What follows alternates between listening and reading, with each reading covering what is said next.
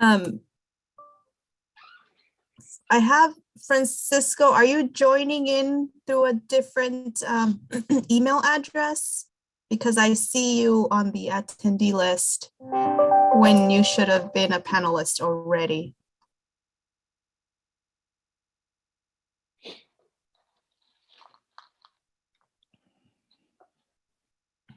If you're all good to go on the interpretation services, then we can disregard that.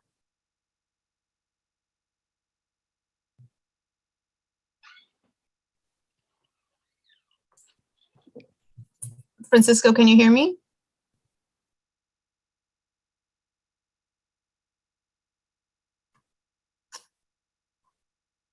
Okay. Okay. Well,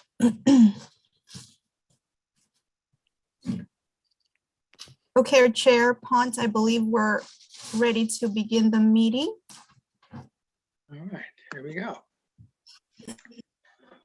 Good evening and welcome. Thank you for attending the first St. Helena Planning Commission of the year 2022. I have a couple of paragraphs to read before we can get rolling. So if you all, I beg your pardon. This meeting will be conducted pursuant to the provisions of Government Code Section 54-953 as amended by AB 361, which authorizes teleconference meetings under the Brown Act during certain proclaimed states of emergency. The Governor of California proclaimed a state of emergency related to COVID-19 on March 4th, 2020. This teleconference meeting is necessary so that the city can conduct essential business and is permitted under Government Code Section 54-953 in order to protect public health and safety of attendees. Consistent with Government Code Section 54-953, this Planning Commission meeting will be held via teleconference only and will not be physically open to the public. Commission members and staff will teleconference into the meeting by audio or video. This meeting will be conducted via Zoom webinar. The Planning Commission meeting will be live streamed on Comcast Channel 28 and on the city's website, barring technical difficulties. Those members of the public wishing to participate must do so remotely via Zoom electronic meetings in the following ways: by either logging into the Zoom link located on the meeting agenda. Please download the app to your computer or mobile device and enter the meeting ID, or by calling a listed number and enter the meeting ID. Public comment for Planning Commission meetings will be accepted via email to publiccomment@cityofsthelena.org. All public comments must be emailed by 4 p.m. prior to the meeting. Emailed public comments will not be read out loud at the meeting, but will be publicly available and attached to the online Planning Commission agenda. Secretary Gamero, do you have additional information?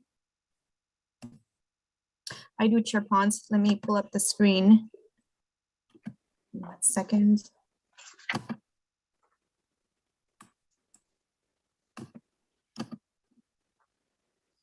Okay, for members of the public who wish to participate in public comments, you can do so by dialing 669-900-6833.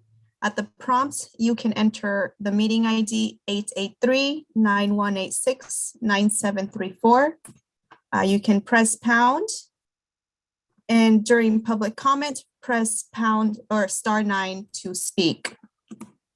Additionally, tonight's meeting will have live Spanish interpretation. To access the interpretation, you'll need to use the Zoom application from either your cell phone, tablet, or computer. Instructions on how to use the Zoom app, excuse me, are listed in English and Spanish on the agenda posted on the city's website. Once you join the meeting from the Zoom application, you will see a small globe at the bottom or top of the screen. Click on the globe and you will be able to access the live interpretation. We have Julie and Francisco, who will be our interpreters for this evening. And that will be all, Chair Pont. Thank you, Commission Secretary Gamero. Commissioner Segura,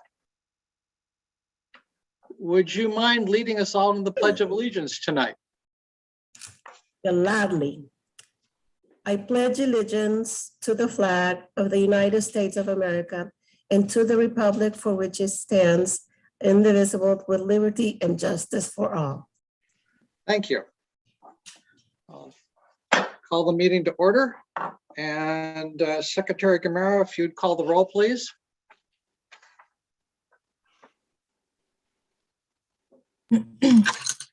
Yes, thank you, Chair Pont. Do we have Commissioner Anderson? Here. Commissioner Segura? Here. Commissioner Rothfeld?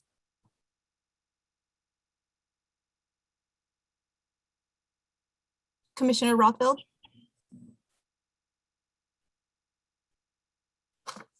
Here.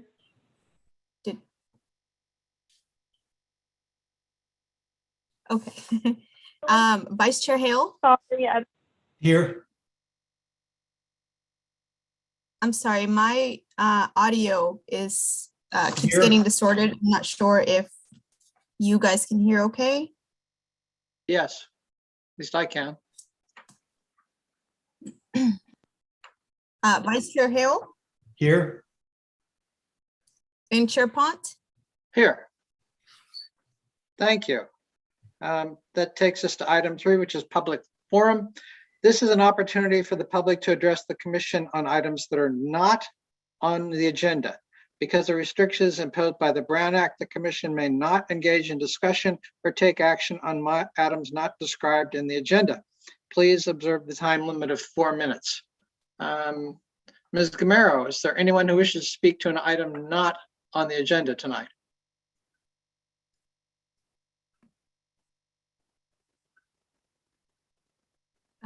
We do not have any hands raised, Chair Pont. All right, we'll go to item 4, which is consent items. Members of the commission and the public may ask that any items be considered individually for purposes of considering alternative action, for extended discussion, or for public comment. Unless that is done, one motion may be used to adopt all recommended actions. We only have one action tonight. That's the minutes of December 9th, 2021. Does any member of the commission wish to pull the item for further discussion? Seeing none. Secretary Gamero, is there anyone in the public who wishes the item pulled for further discussion?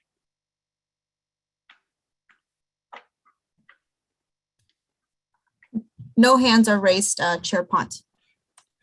Then a motion is in order if someone would care to make one.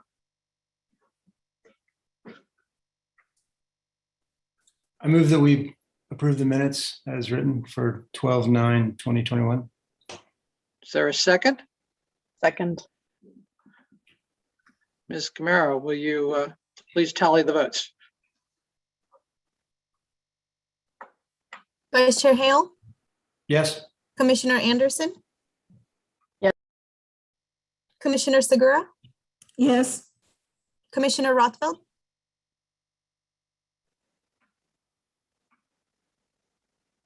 And Chair Yes. Pont? Yes.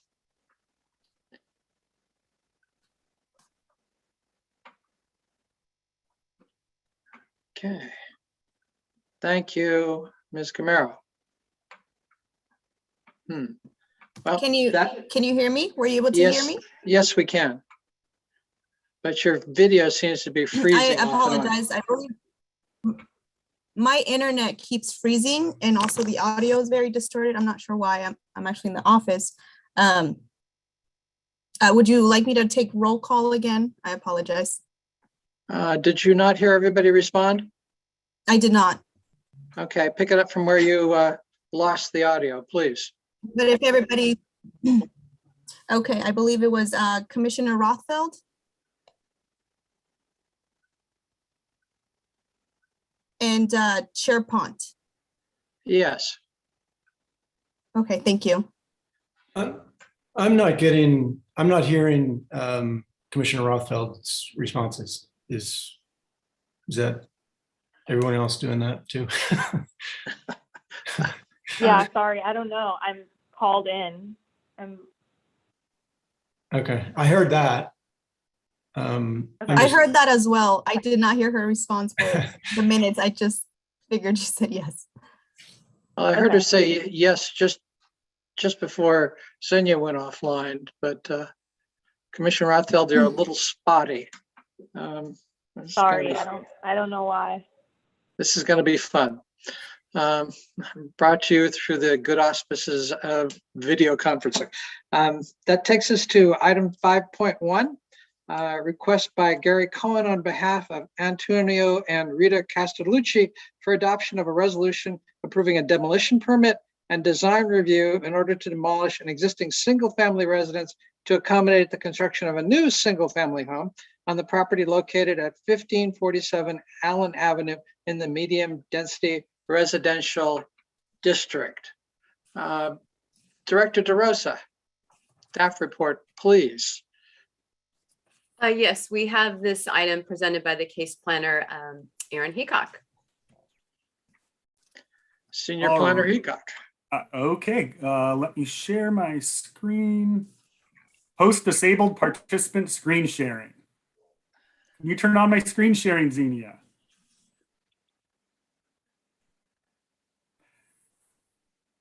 Give me 1 second.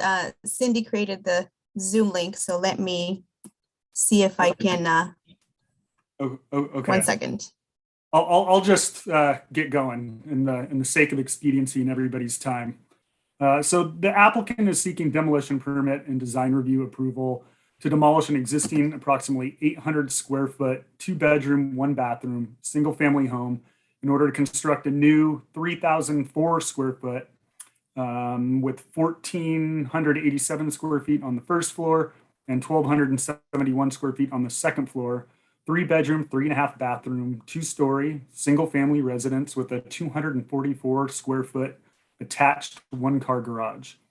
The first floor would consist of a great room, dining room, kitchen, entry area, bathroom, an office guest area, and the 1-car garage. The second floor would have 2 secondary bedrooms as well as a master bedroom suite with a deck facing the rear yard. Exterior materials would consist of a sloping standing seam metal roof, vertical board and batten wood siding with some horizontal siding accents and stone cladding. The color scheme is white siding with a charcoal gray roof and gray stone. The height of the proposed home at its highest point would be 24 feet 9 inches, which is approximately 9 feet taller than the existing 16 foot high home. Any screen sharing yet? Maybe? Let's see. Nope. Okay. As described in the historical evaluation prepared by Brunzell Historical, dated April 27th, 2021, the existing home is an unremarkable example of an early 20th century house and is not associated with events or persons who have had a significant contribution to the city's history. The existing home is not architecturally or historically significant, and its demolition will not have a negative impact on existing historic districts or structures. A water use analysis prepared by Chaudhary and Associates, Inc., dated April 20th, 2021, concluded that the proposed project would result in a reduction of water use on site. The proposed home would use less water due to the required use of modern water efficient fixtures and appliances. The water neutrality requirement has been demonstrated to the satisfaction of the Public Works Director. As detailed in the plan set, the project includes a 1-car garage and driveway, which can easily accommodate the required 2 off-street parking spaces. Therefore, the project as proposed meets minimum on-site parking requirements. Staff has not identified any outstanding issues related to this application that require additional discussion at this time, and we have not received any correspondence from the public or neighbors regarding this application. The proposed home meets or exceeds all required development standards and would provide a new modernized housing opportunity within the city. Additionally, the home was designed to be compatible and respectful to the site and the surrounding environment. Staff believes that the proposed project is consistent with the required design review criteria and recommends that the Planning Commission, 1, determine that the project is exempt from the requirements of CEQA pursuant to CEQA guidelines section 15301, 15303, and 15332, and accept the required findings and approve a resolution granting demolition permit and design review approval for the proposed demolition and new construction on the property located at 1547 Allen Avenue. I am happy to answer any questions you may have, and the applicant and their representatives are here and able to answer any questions you may have of them as well. That concludes my presentation. Thank you. Thank you.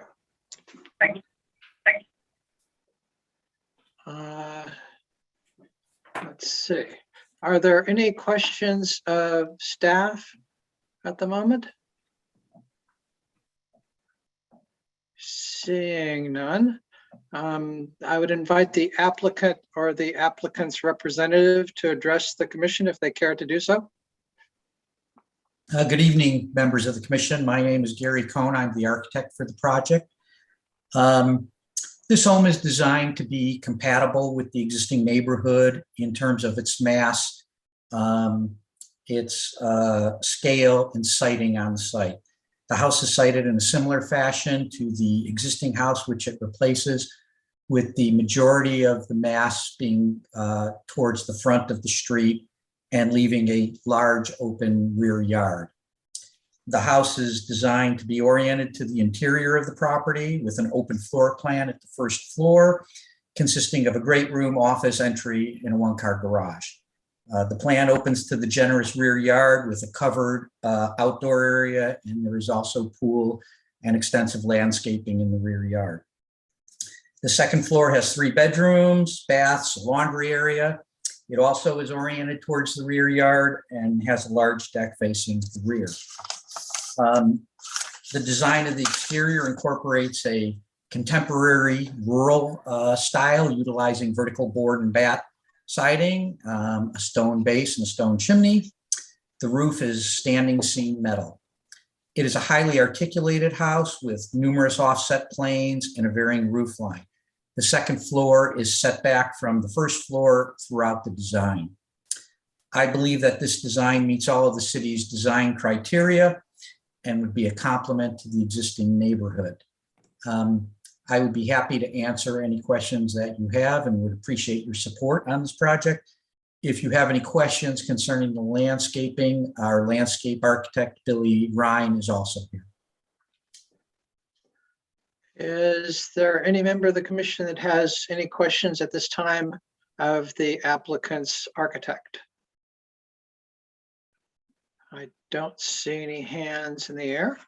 All right, I would like to, at this point, open the part of the hearing where the public may testify for or against the project. Ms. Gamero, is there anyone out there who wishes to speak on this project?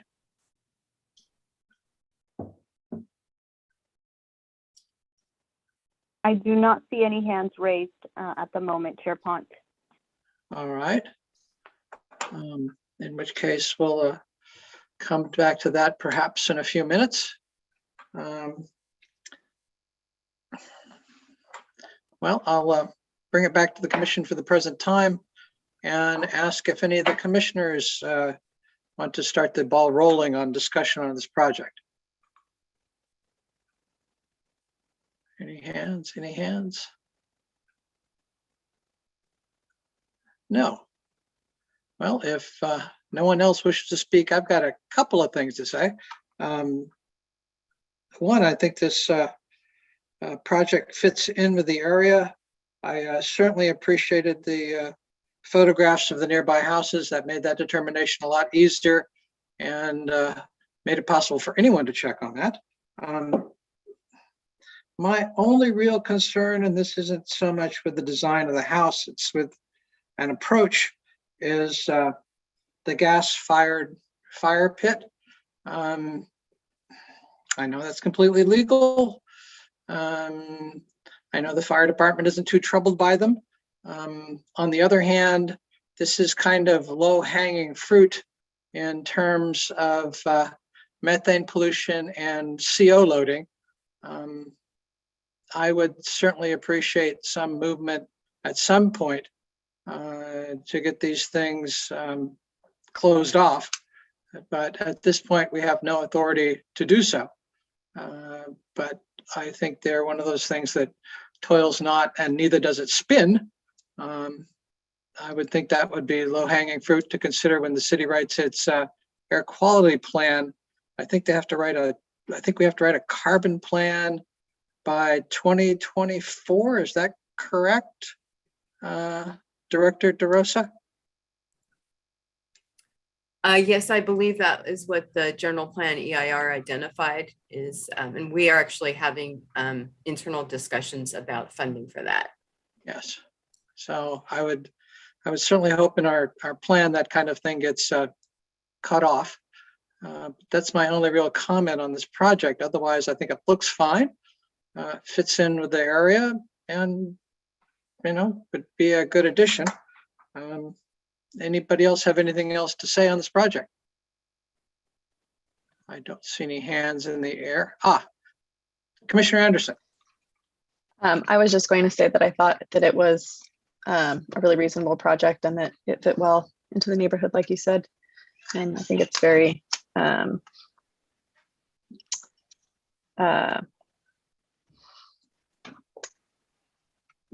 it's just a very nice design. Free plug for our architect.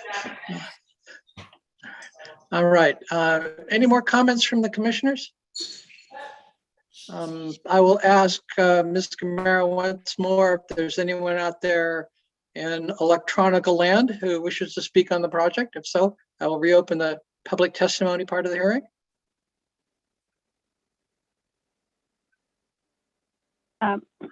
There are no hands raised.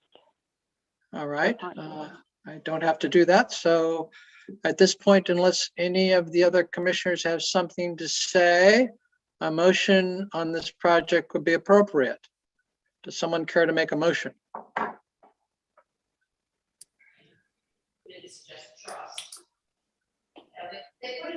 I would Commissioner Hale. move that we, I would move that we accept the staff recommendations and determine the project is exempt from the requirements of CEQA pursuant to section 15303 and accept the findings and approve a resolution granting demolition permit and design review approval for the proposed construction on the property located. We have a motion. Do we have a second? Sorry, I'm reading. Commissioner Anderson. I'll second. We have a motion and we have a second. Secretary Gamera, if you tally the votes, please. Vice Chair Hale, Yes. Commissioner Anderson, Yes. Commissioner Rothfeld. Yes. Commissioner Segura Yes. and Chair Punt. Yes. Thank you very much. That takes us to item 5.2. Request by Megan Collins on behalf of E&J Gallo Winery for adoption of a resolution approving a use permit amendment in order to expand wine tasting uses into the entirety of the existing building located at 1321 and 1325 Main Street in the Central Business Zoning District. I will open the public hearing, and this one, Director DeRosa, is being done by Chantel. Is that correct? Actually, Chair Pont, this is also Senior Planner Hickok. Also, Aaron. Sorry about that, Aaron. Stealing your thunder, as it were. Please, staff report. That's absolutely fine. All right, we're gonna try this screen share one more time. Let's see. Hopefully you are all seeing an aerial of 1321 and 1325 Main Street. The arrow is actually pointing toward Money Way. So Main Street is to the upper right there. Here you can see the building and the parking spaces toward the rear. So the existing approximately 3,254 square foot building is located on a 5,556 square foot parcel in the heart of the city's central business district. The building is currently divided into two tenant spaces, an approximately 2,603 square foot, two-story space formerly occupied by the St. Helena Wine Center, which is 1321 Main Street there on the left, and then an approximately 651 square foot space occupied by Orange Swift, which is 1325 Main Street, which is just right of the three arches you see on the screen there.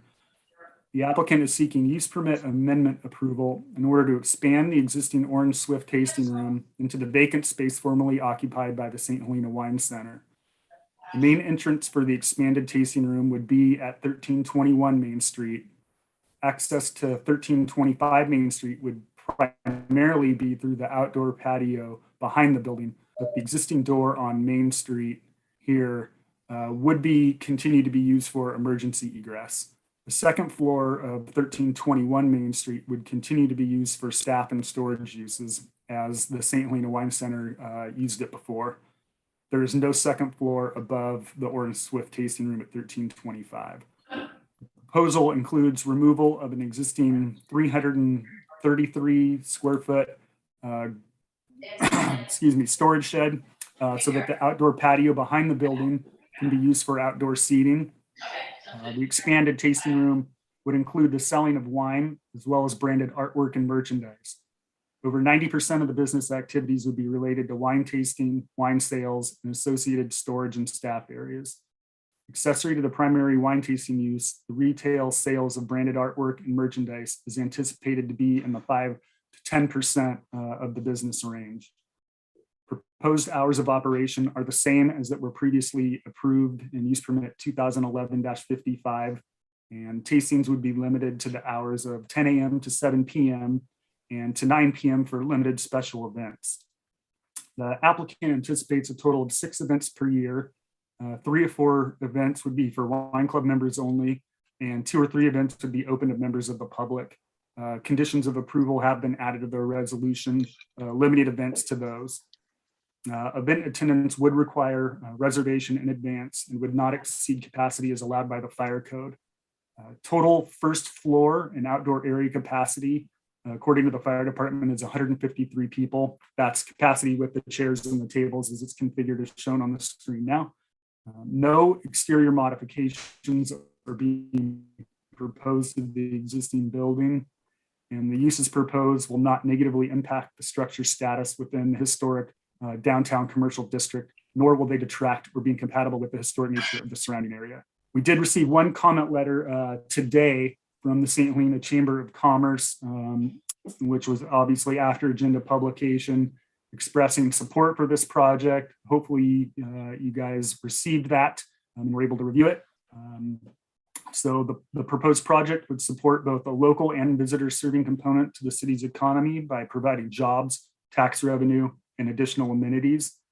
Staff believes that the project meets and/or complies with the required findings to approve a use permit amendment, and recommends that the Planning Commission, 1, determine that the project is exempt from the requirements of CEQA pursuant to CEQA guidelines section 15301, and 2, accept the required findings and approve a resolution granting use permit amendment approval for wine tasting, wine sales, accessory art and merchandise sales, and limited special events up to 6 per year to expand into the building located at 1321/1325 Main Street. I am happy to answer any questions you may have. Applicant's representatives are here as well, I see. And that concludes my presentation. Thank you, Senior Planner Hickok. Does anyone have a question or questions of staff at the present time? No, seeing none, then I would invite the applicant or the applicant's representative to address the commission if they care to do so.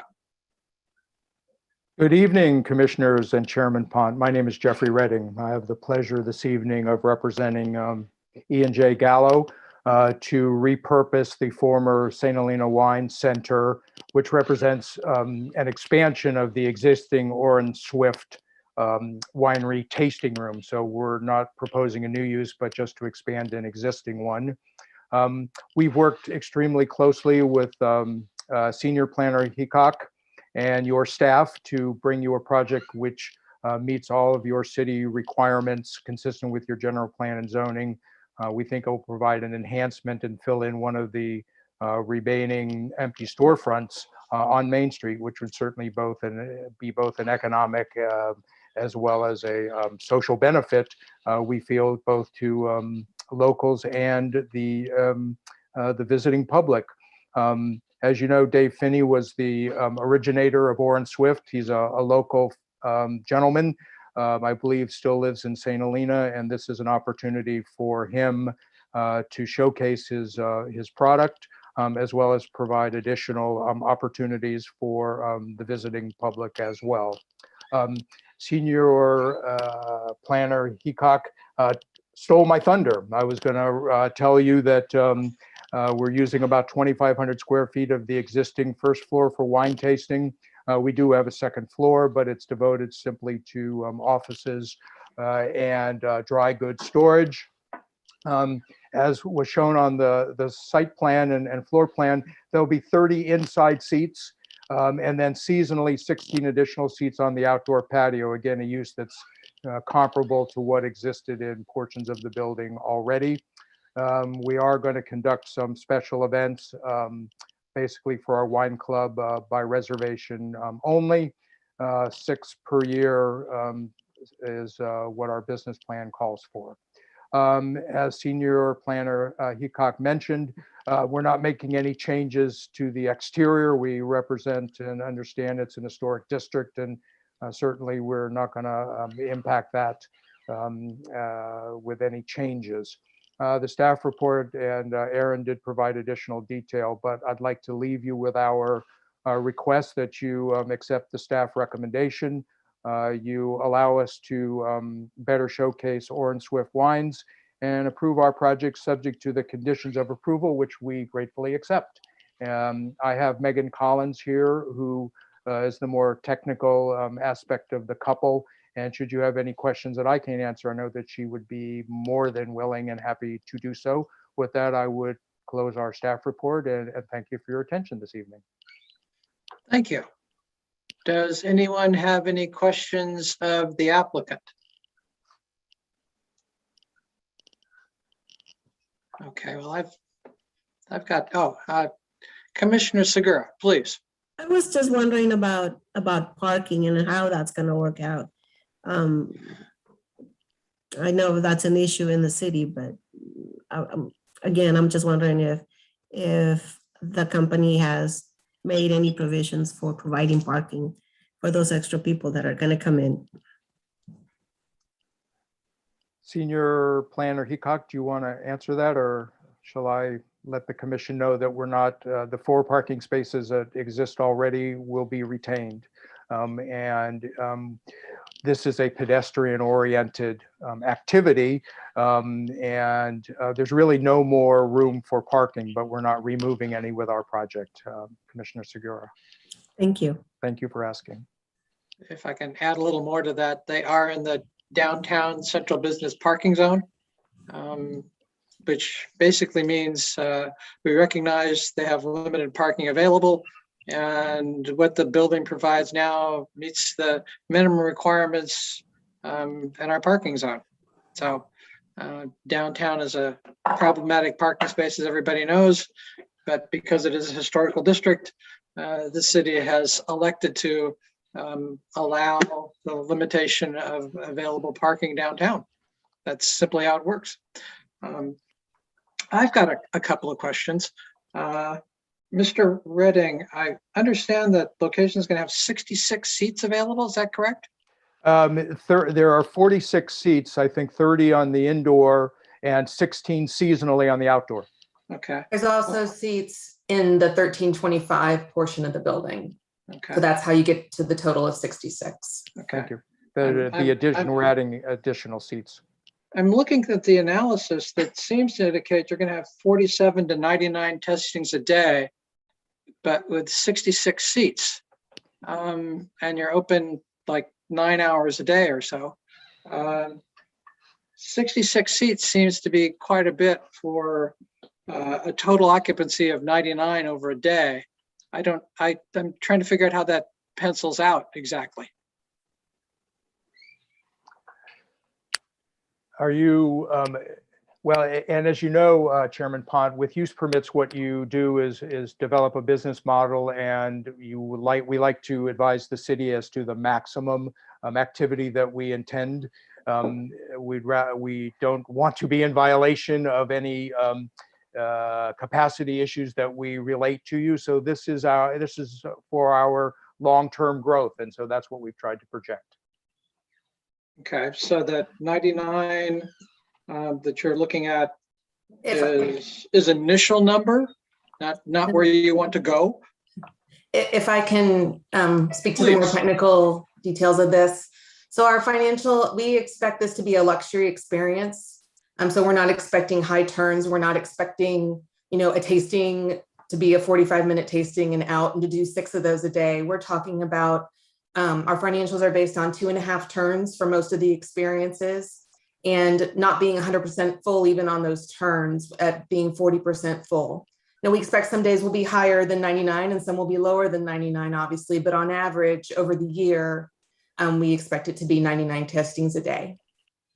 Okay, I'm just looking at the plan where you've got a lot more seats than you're expecting people at a turn every hour or even at every 2, and wondering why.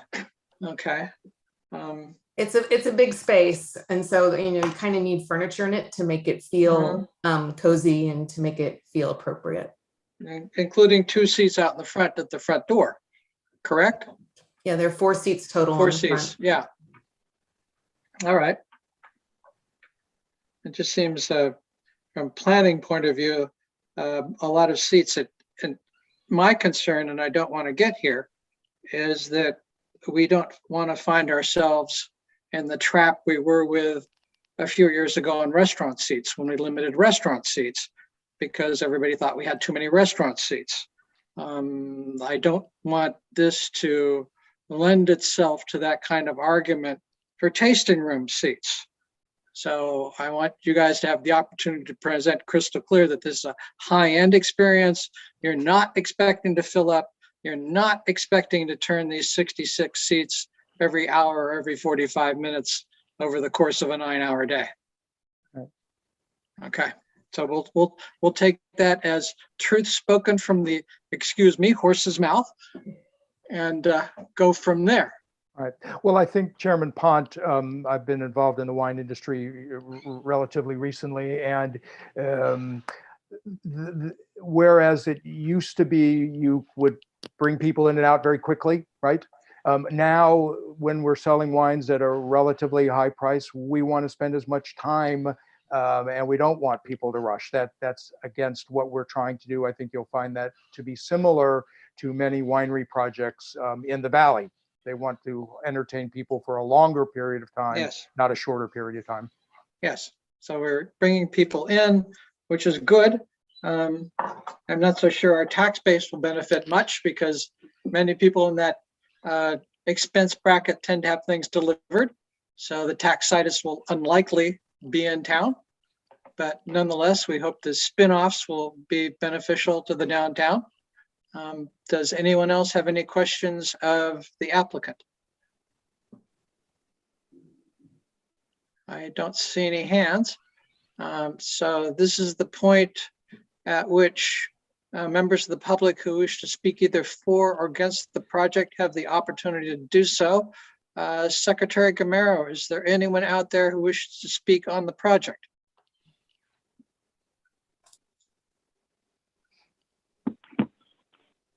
Gonna give it a couple seconds here to see if anybody raises their hand.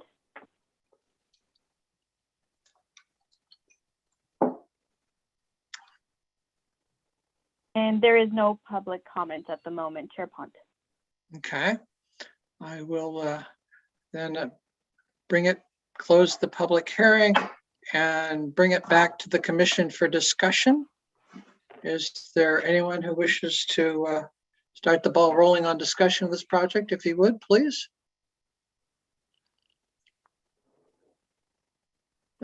Commissioner Segura.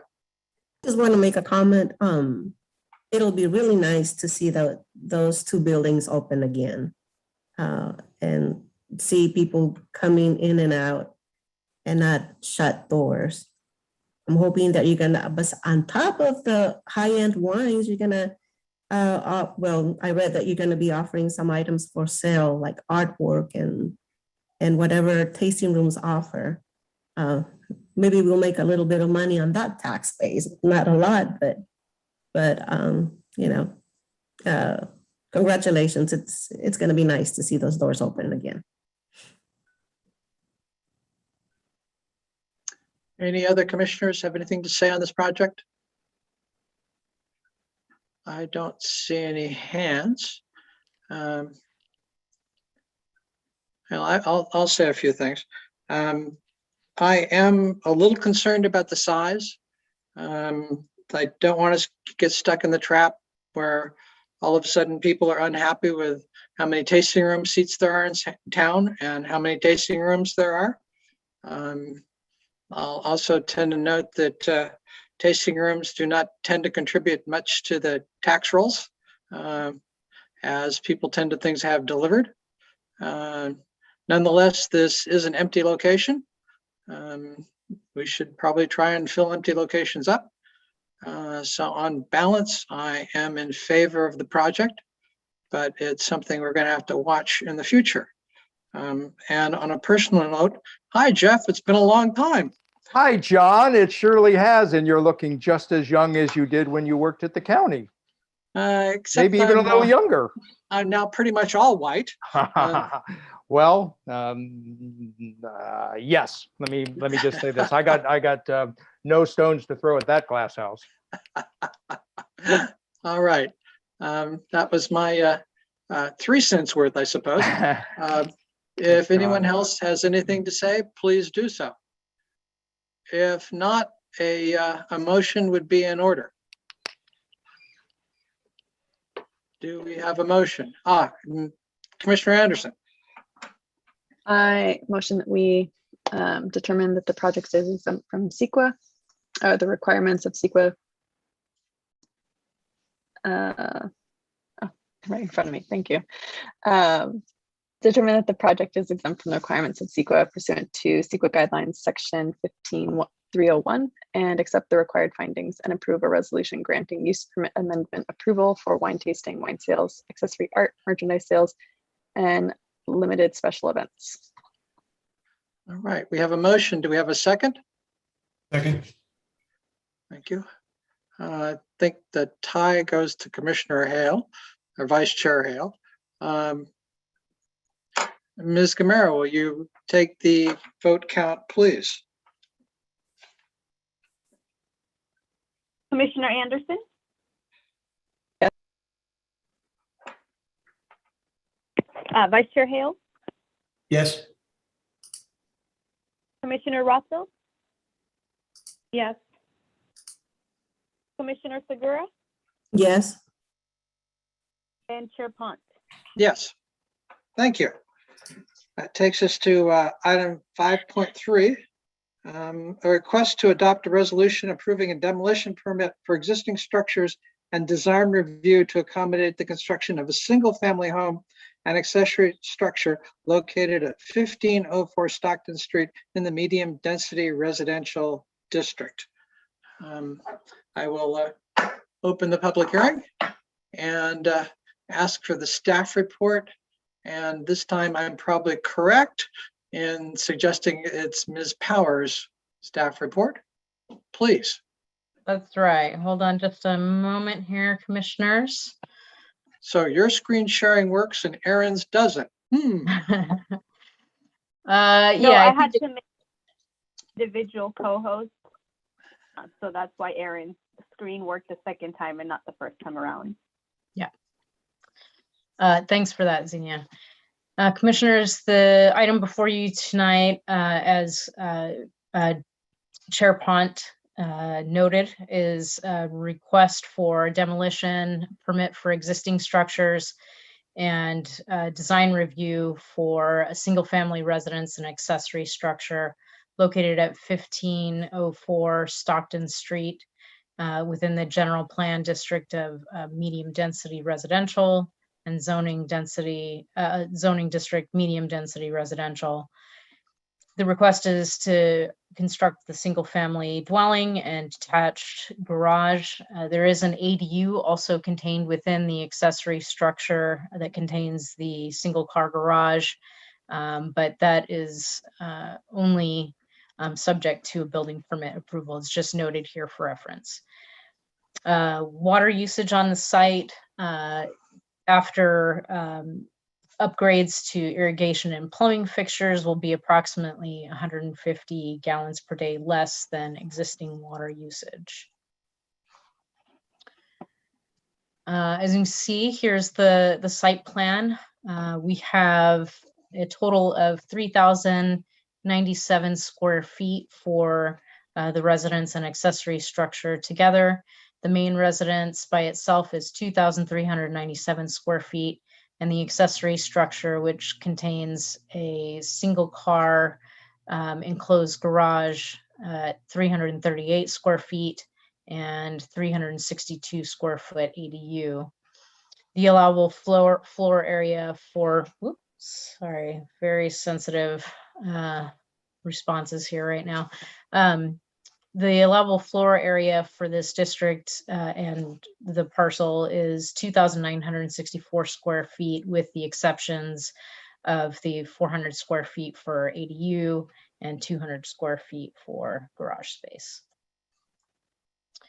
As you can see, the floor plan here is proposing a master bedroom at the rear of the primary dwelling with a master bathroom, laundry room, an exercise room, a den or potential second bedroom and second bathroom, pantry, a kitchen and dining room, and then a living room area at the front of the property.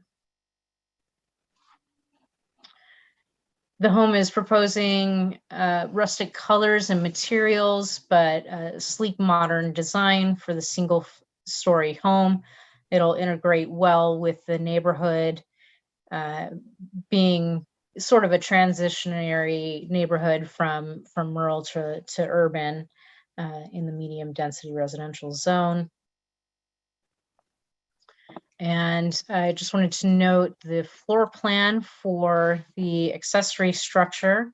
We have the one enclosed single car garage and ADU. It'll be just a room, bathroom, and kitchenette.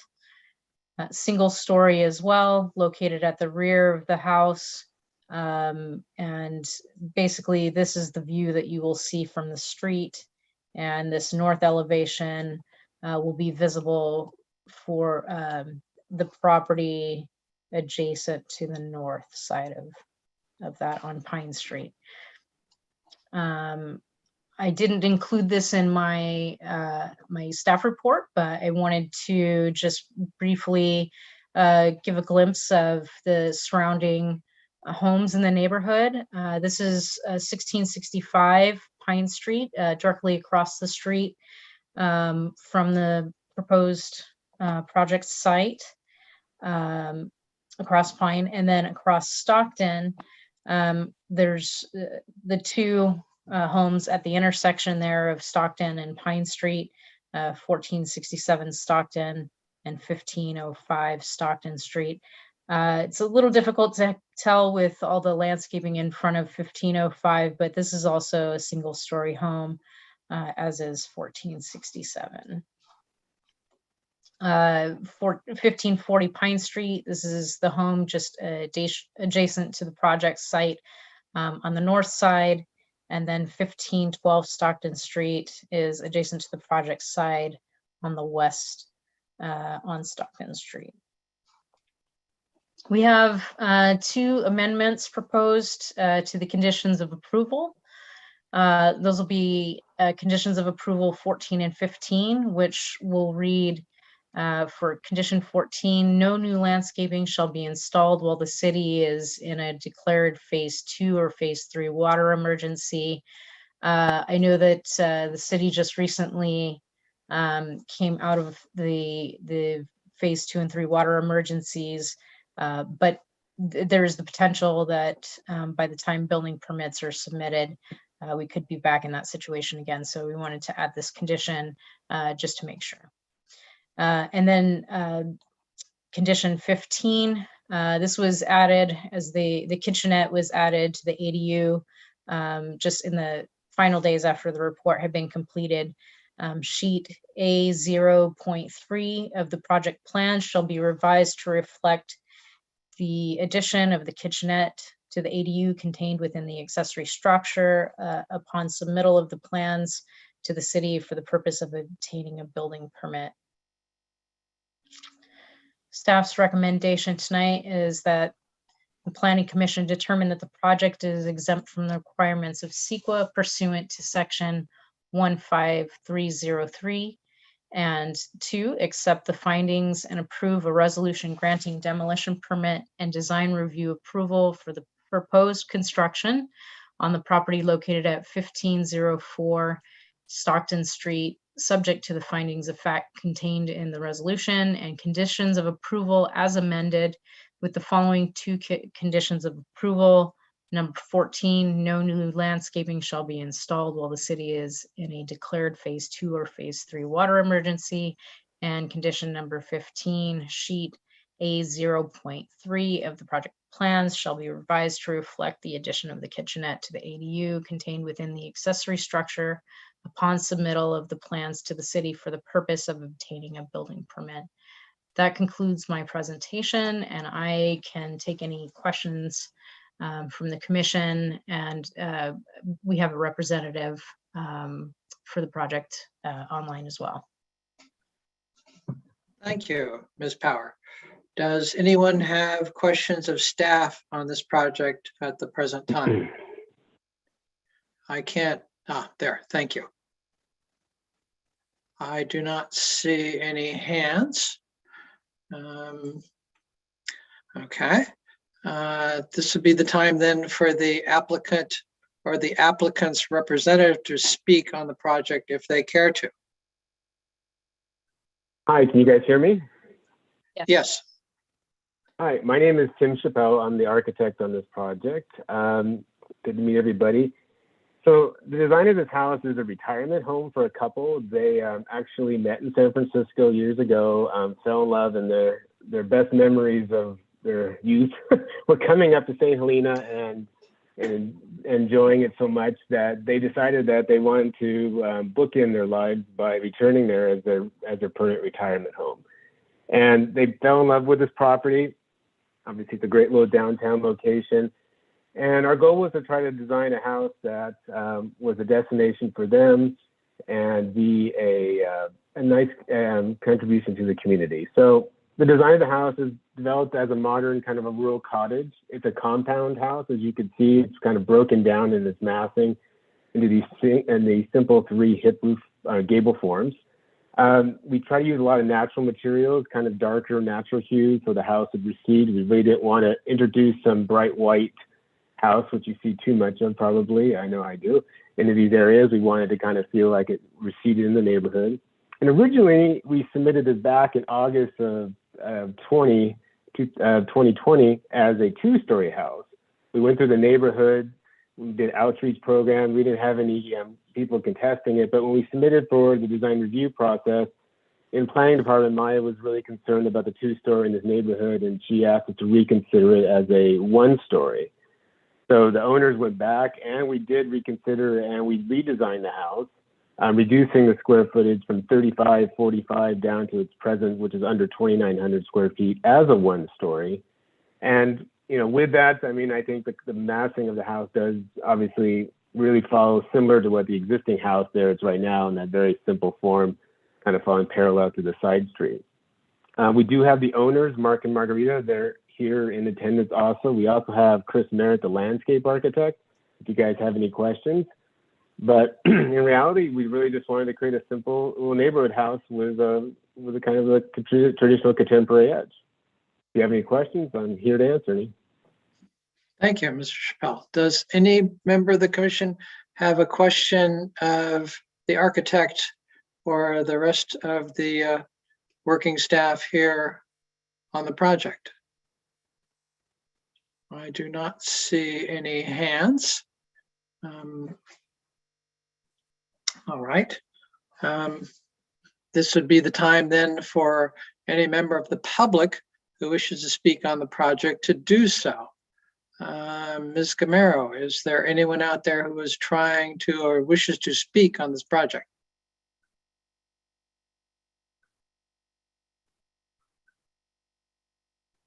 Give me 1 second.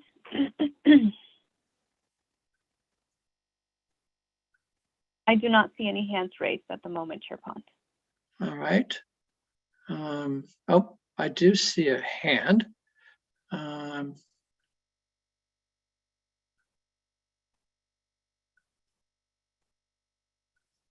Ms. Gamero, do I see his hand here? Yeah, I this is believe Margarita. Margarita.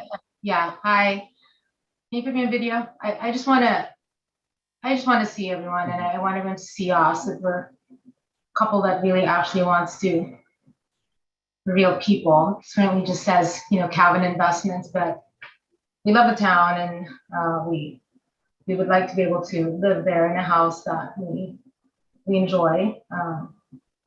So hopefully the commission approves this. And hopefully we get to see you in person at some point. Well, thank you, Ms. Chavez. And as a former commissioner used to say, more shall be revealed. So we should be done here, I think, toot sweet. Ms. Gamero, anyone out there in electronic cloud land? No? No members of the public have their hands Okay. raised. Chair In Pond. which did case see I, Anna had oh, her go hand ahead. up. Chair Pont, yes, I actually did want to apprise the commission that before the meeting, I did receive a phone call from the neighbor across the street at 1505 Stockton by the name of George Myers, and I instructed him to send in an email, but I don't know if it actually was received. And he's actually in support of the project. He had just requested if there could be consideration of an additional olive tree added on the Stockton street elevation, because I guess their house is directly across the street, and they thought it would add to a little bit more privacy. So I noticed that either they're on the call and not able to raise their hand, and I don't see that we've received their public comment. So I thought I should just pass that on for the commission to consider. Thank you. All right, thank you. Mr. Merritt, I will open it up again and ask Mr. Merritt if what his belief in that request would be. Yeah, thank you, Chairman. We show a grid of olives on the Pine Street side, and at one point we actually had a return. It would make an L shape for the olives, but we were running up against a visibility triangle with the planting heights being that we're on the corner of the street. Mm-hmm. And that's really probably one of the driving factors of the height with the planting along the street frontage. So that's why we actually didn't have olives along that face, along with the facade of the architecture. Thank you. Reasonable. We're having trouble with the site triangles all over town. So listening to a landscape architect saying, hey, I'm designing around the site, the site triangles is a good thing. All right, we'll once again close the public part of the hearing. Does anyone on the commission have anything to say about this project? Commissioner Segura, please. Thank you. I would just like to commend the architect, Mr. Chappelle, for listening to our planning director and the suggestions that she made, and the fact that you were willing to work with her and offer a beautiful house. It sounded like the original project was beautiful, a bit high, and that the applicants were willing to work also, in providing a beautiful single story home. So kudos to you, kudos to Ms. DeRosa, and thank you. Anyone else? Well, I'll say a couple things. I too appreciate you determining that the structure should be 1 story. I think it fits in better with the area around it. And it's a fine looking structure. Once again, however, we've got another fire pit, and I need to go with my golly gee whiz, we really shouldn't have fire pits because they contribute to carbon loading, and we're already seeing temperature rises across the United States, which apparently have contributed to our very massive drought we're having. But that's my only concern remaining about this project. It looks lovely. It fits in with the area. And somebody's going to have a heck of a lot of olive oil. Unless there anything else any commissioners wish to say on the project. I don't see any hands. I would think a motion would be in order.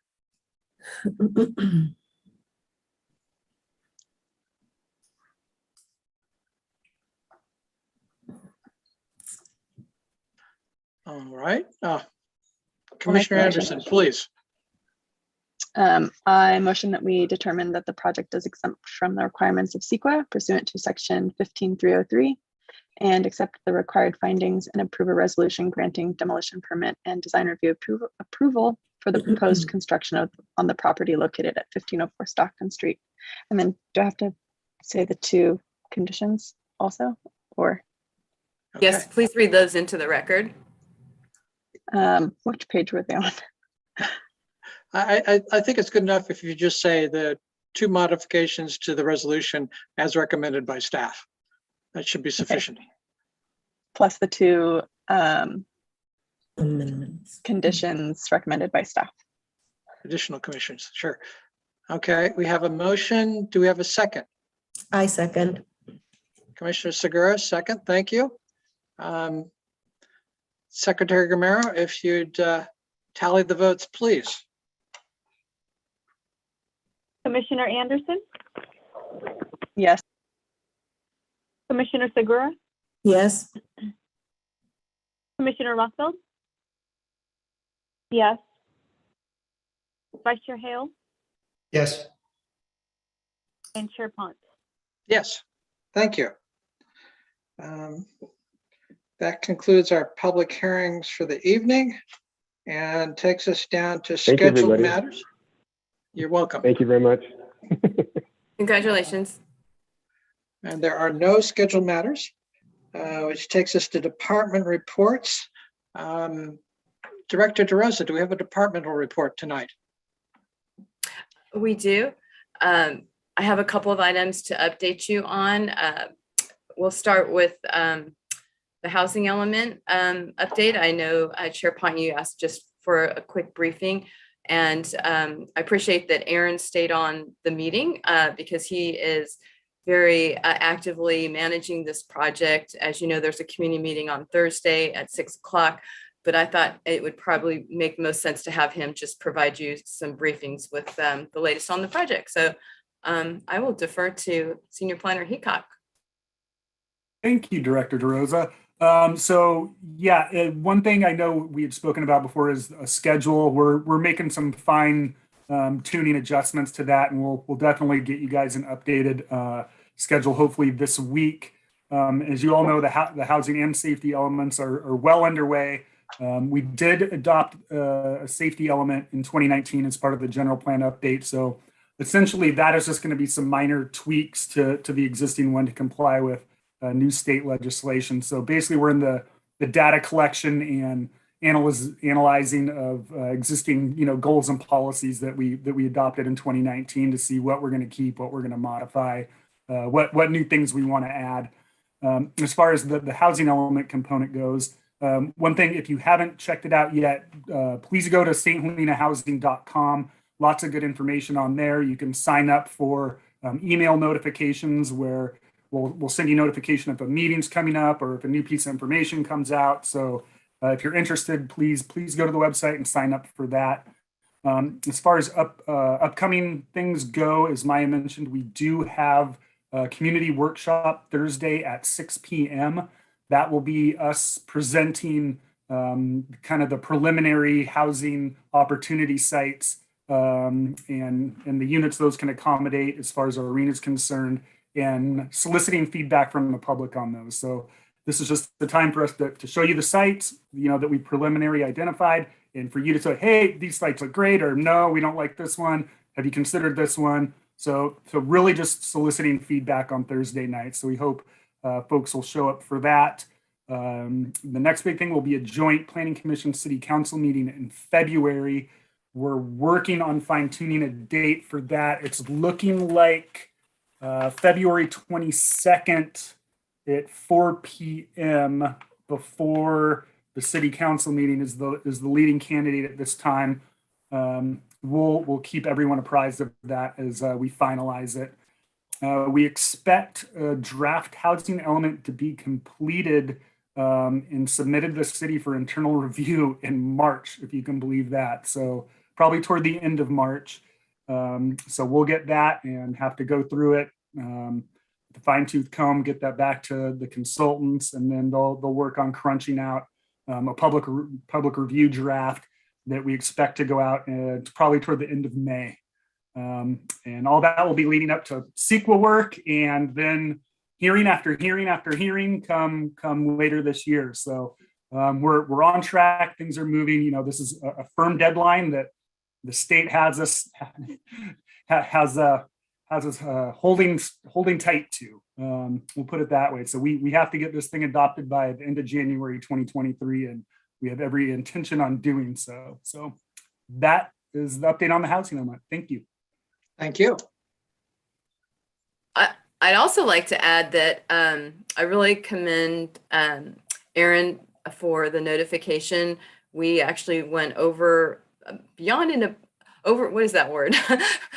Beyond what we've normally done, and we've actually included a notification in the water bill of the upcoming meeting on Thursday. So we'll be interesting to see if we get additional people participating for that. So there's some additional things we did to get the word out this round. Good. Okay. So now let me turn the focus to the next item, which is our zoning code update. I do have a lot to update the commission about. So just if you have any questions on anything after I kind of give you my briefing, let me know.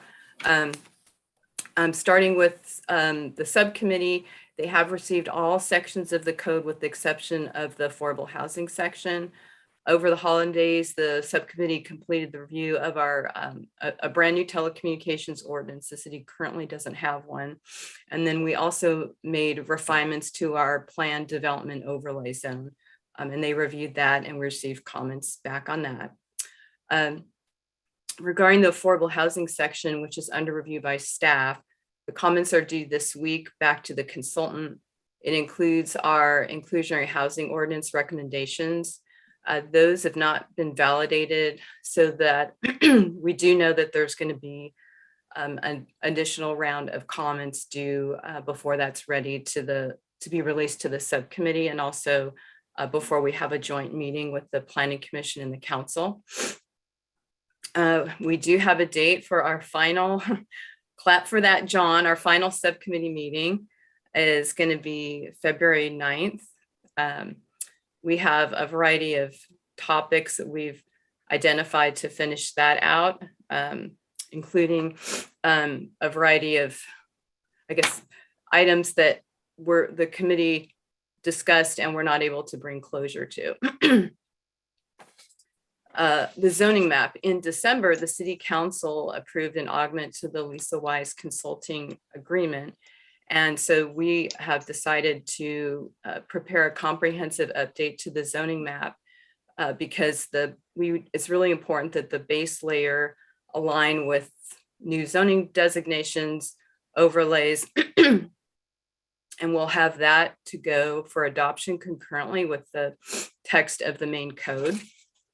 And then when we begin our public workshops as part of the draft release, that will probably take a total of 6 weeks for us to get through. And that will be a variety of 3 different workshops on different topics. And then the public hearing, similar to the housing element, we're going to have 2 planning commission meetings, 2 council meetings, and we anticipate to get through that process 2 months.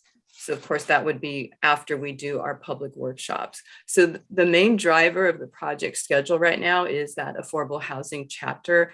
And once we get validation on the inclusionary housing recommendation of the 20% is what they're recommending, but we're still looking for additional data that directs us to understand how they came up with that.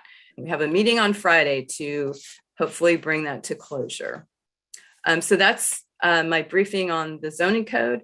And the only other thing I think I wanted to update the commission about is we did get the SB 9 ordinance adopted by the council on December 14th. And we plan to have a checklist and an application up on our website this month. We've actually been working, we actually started that process before the holidays. So there's a lot happening in the department, both with a lot of projects that we have under review for development review, and also these more long-term, long-range planning projects. So I hope that was helpful. It is indeed, and a lot on your plate. Thank you. Does anyone have any questions for Director DeRosa? I know we can't discuss, but we can ask. No, hearing none. All right, takes us to item 8, which is the agenda forecast. As always, there is a link available on the city website to look at what's up and coming. This is also the opportunity for any member of the commission to request that something to be put on a future agenda. If you would like to see something on a future agenda, now is the time. Okay, no hands. All right, so we're down to adjournment, and thank you. Thank you.